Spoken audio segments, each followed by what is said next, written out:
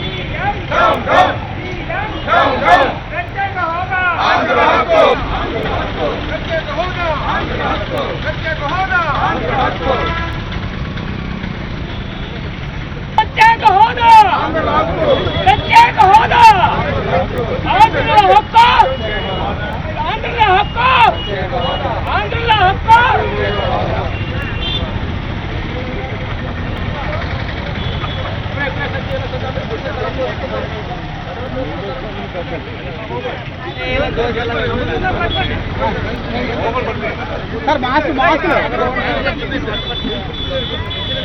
Sir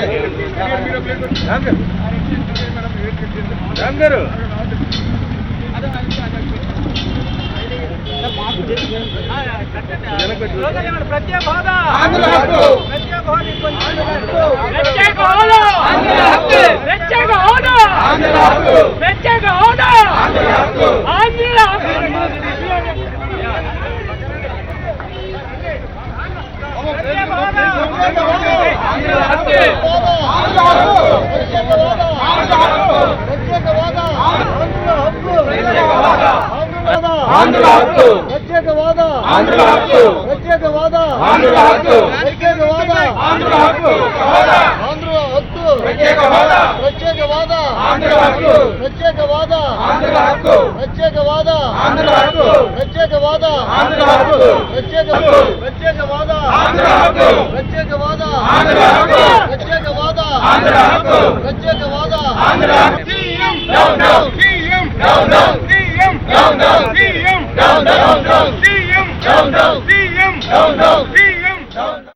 హోదా అనేది ఆంధ్రుల హక్కు.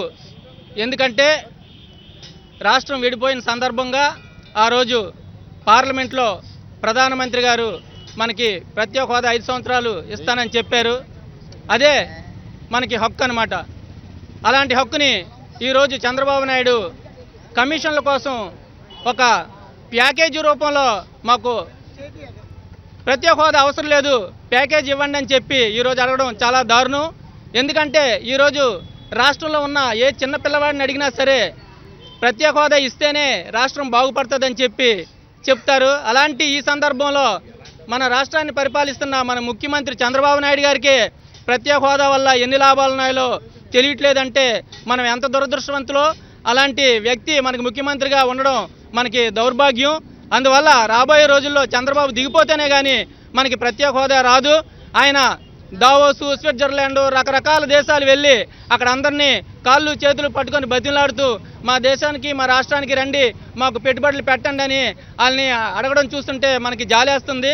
ఎందుకంటే ప్రత్యేక హోదా ఇక్కడ ఇచ్చినట్లయితే ఇక్కడికే మన ఎవరి కాళ్ళు చేతులు పట్టుకొని బతుకులాడవలసిన అవసరం ఎట్టి పరిస్థితుల్లోనూ ఉండదు. వాళ్ళే మన రాష్ట్రానికి వచ్చి రాయితీల కోసం అనేక పెట్టుబడులు పెట్టి క్యూలో నించొని మన రాష్ట్రంలో ఉన్న యువతకందరికీ ఉపాధి కల్పిస్తారు. ఈ చిన్న విషయాన్ని చంద్రబాబు నాయుడు గారు ఎందుకు మిస్ అవుతున్నారో ఈ రాష్ట్ర ప్రజలకు అర్థం అవ్వట్లేదు. కానీ అర్థం అవ్వాల్సిన వాళ్ళకి అర్థమైంది. ఈయన ప్యాకేజీ కోసం, ఆయన సొంత మైలేజీ కోసమే చెప్పి చంద్రబాబు నాయుడు గారు నరేంద్ర మోడీని ఏమీ అడగకుండా నాకు ప్యాకేజీ ఇస్తే చాలని చెప్పి కిమ్మని ఊరుకుంటున్నాడు. ప్రత్యేక హోదా నేను పోలవరం కోసం తాకట్టు పెట్టానని ఆయన చెప్తున్నాడు. పోలవరం కూడా జాతీయ ప్రాజెక్టుగానే ఆ రోజు విభజన సమయంలో మనకి ఇవ్వబడింది. అందువల్ల మీరు పోలవరం విషయంలో మీరెందుకు రాజీ పడాలి?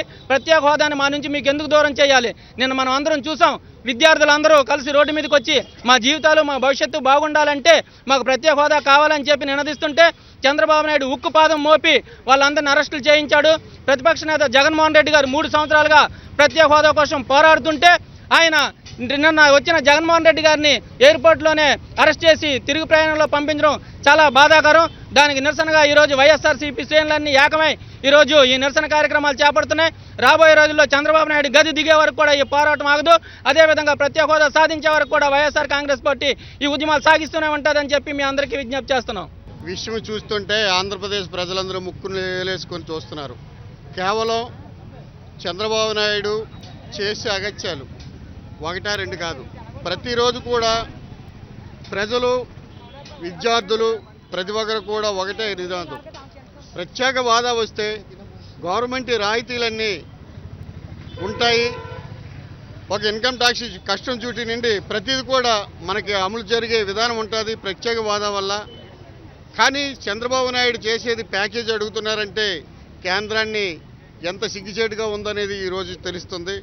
కేవలం ఆయన స్వార్థం కోసమే ఇది ప్యాకేజ్ అడగడం తప్ప కానీ ఆంధ్రప్రదేశ్ ప్రజలకి ప్రతిది కూడా ఇప్పుడు విన్నవించే విధంగా తెలుస్తుంది. ఒకటే నినాదం. వైఎస్ఆర్ కాంగ్రెస్ పార్టీ జగన్మోహన్ రెడ్డి గారు నిన్న ఎయిర్పోర్ట్లో నుండి మళ్ళా రిటర్న్ పంపించడం అంటే సిగ్గుచేటుగా ఉంది. ఇక్కడికి వచ్చి ఆయన నేటి కొవ్వొత్తుల ప్రదర్శన ర్యాలీ చేసి ప్రజలందరికీ చెప్పే విధంగా కేంద్ర ప్రభుత్వం నుండి మనకు రావాల్సిన రాయితీలు తెచ్చుకోవడానికి ఒక ప్రత్యేక వాదా వస్తేనే కంపెనీలు వస్తాయి, అనేక పరిశ్రమలు వస్తాయి, పెట్టుబడులు పెట్టుకోవడానికి కస్టమ్ డ్యూటీ ఉండదు కనుక నేరుగా వస్తారు. ఈయన దావోతో, సైనో, సింగపూర్, జపాను వెళ్ళి వాళ్ళ కాళ్ళు పట్టుకొని బ్రతిమాలుకునే విధానం కాదు. కాకపోతే వాళ్లే వచ్చి మీ రాష్ట్రంలో మేము ఫ్యాక్టరీలు పెడతాం, పరిశ్రమలు పెడతాం, మీ పిల్లలకి భవిష్యత్తు ఉంటుందని చెప్పేసి వాళ్ళు మన కాళ్ళు పట్టుకోవాల్సిన పరిస్థితి వచ్చి ఇప్పుడు ఈయన వెళ్ళి సింగపూర్, జపాను లేకపోతే దావోత్ వెళ్ళి రాండి బాబు మా ఇంటికి రండి, మా ఇంటికి రండి అని చెప్పేసి ఈ దోజులో డాబాలో పిలిచిన విధంగా ఆయన చేసే విధానం చేస్తున్నాడు. కానీ వాళ్ళందరినీ పిలుచుకు ఇప్పుడు 46 దేశాలు ఎన్నో ఇక్కడికి సదస్సుకు వస్తున్నాయి అంటున్నారు. వాళ్ళు కాళ్ళు పట్టుకొని బ్రతిమాల అవసరం లేదు. అదే మనకి ప్రత్యేక వాదం వచ్చినట్టుంటే మన రాష్ట్రంకి వచ్చి మీ రాష్ట్రంలో పరిశ్రమలు పెడతాము, ఫ్యాక్టరీలు పెడతామని చెప్పేసి ప్రజలందరూ కూడా అనేక దేశాలు వచ్చి మన కాళ్ళు పట్టుకోవాల్సిన పనిని ఆయన కాళ్ళు చుట్టూ విదేశాలకు వెళ్ళి వాళ్ళ కాళ్ళు పట్టుకొని చేస్తున్నారు. కానీ దావత్ ప్రతిది కూడా చూస్తున్నాం. ఓ డాబాలోనికి వెళ్తే ఒక మనిషిని పెట్టి మా ఇంటికి రండి బాబు, మా ఇంటికి రండి, మా డాబాకి రండి, దోజులేసి ఉన్నాయి, టిఫిన్ వేసి ఉంది రండి బాబు అని పిలిచినట్టు విధంగా ఉంది చంద్రబాబు నాయుడు చేసిన వైఖరి. కానీ వైఎస్ఆర్ కాంగ్రెస్ పార్టీ జగన్మోహన్ రెడ్డి గారి నాయకత్వంలో కంపల్సరిగా ప్రత్యేక వాదం వచ్చినంత వరకు ఈ రాష్ట్రమంతా ఆయన వెనకుండే పోరాడతామని చెప్పేసి విద్యార్థులు ప్రతి ఒక్కరం కూడా ఆయన ప్రత్యేక వాదం సంపాదించిన వరకు మేము పోరాడతామని చెప్పేసి సభాముఖంగా తెలియపరుస్తున్నాం.